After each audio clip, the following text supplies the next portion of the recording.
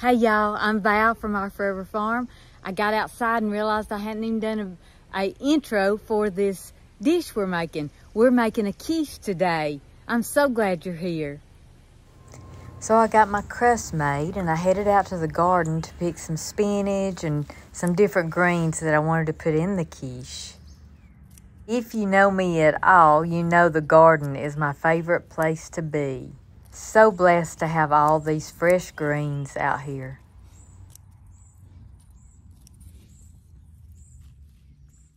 So you can make a quiche with just about anything, but I have cooked bacon that I had in the freezer, fresh spinach out of my garden.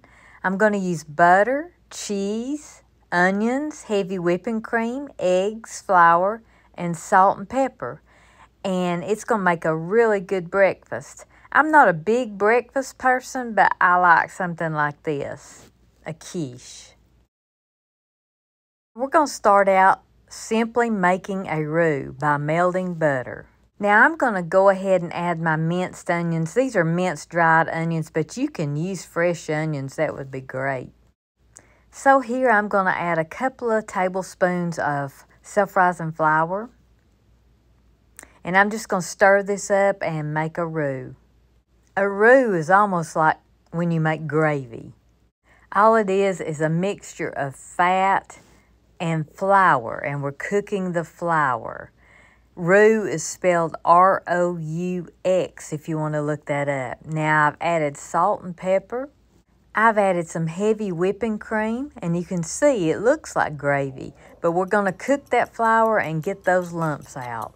So here I'm just beating my eggs in a separate bowl. The recipe will be in the description box.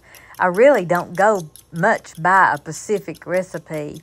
But while my roux is cooking, it's cooking the flour and it's hydrating those onions.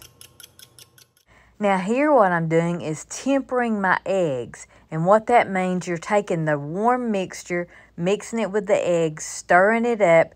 You're warming your eggs so when you add them to the mixture, they won't scramble.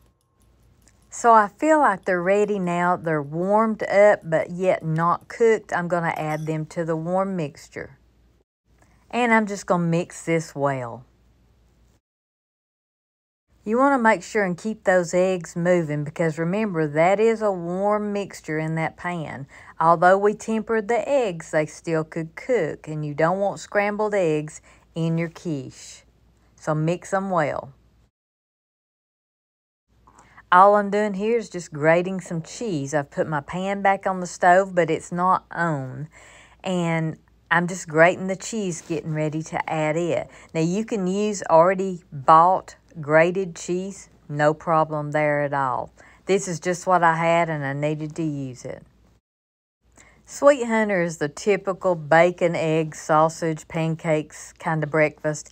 He's not real crazy about a quiche, but I try to introduce these things to him because they are so good and he's missing out. So next I'm going to take the spinach that I got from the garden that I washed and chopped up, and I'm going to stir this up. Isn't that beautiful? It makes me proud that it came from my garden.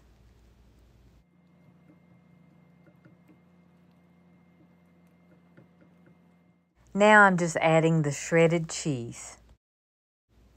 So a while back, I learned about baking bacon. Now our favorite is to fry it, but baking bacon in big quantities means you can freeze it and have it ready for things like this in your freezer. And you know me, I'm the freezer queen. So here I'm just chopping this bacon up. I've let it thaw a few minutes.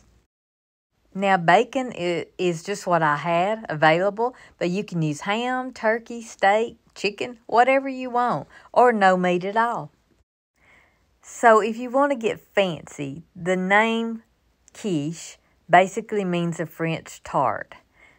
In my case, it's a pieshell with a custard with vegetables and meat and cheese. It's a savory breakfast. It can be for a brunch, it could be for a supper, but I'm using it for our breakfast. Now, I only cooked the pieshell maybe halfway. It got a little brown on the edges, but it's a homemade pie crust and it's beautiful to me. But I'm going to put it on this pan and I'm going to put it back in the oven. And like I said, the recipe will be in the description box. Now I'm making this real simple and I'm just serving this with toast made from French bread. I get it at Walmart. This is not homemade bread. It's $1.47 and it's delicious. And I'm adding butter to it and I'm just going to toast it and serve it with that. And here I'm just checking my quiche to see if it's set. If it's set, then it's done. I have to purposely get things real brown, but my crust was already brown, so I didn't try to get it any browner. But it's set. It looks delicious. It's going to be good. And you can see the imperfections in my pie crust, and that's okay with me. I think that's beautiful. And if you make yours and it has imperfections, it's okay too. But you also can use just an already store-bought pie crust. Now I'm going to let this sit for about 5 to 7 minutes and just sit because it's going to continue cooking right there in the pan. And I'm going to get it cool enough where I can cut it.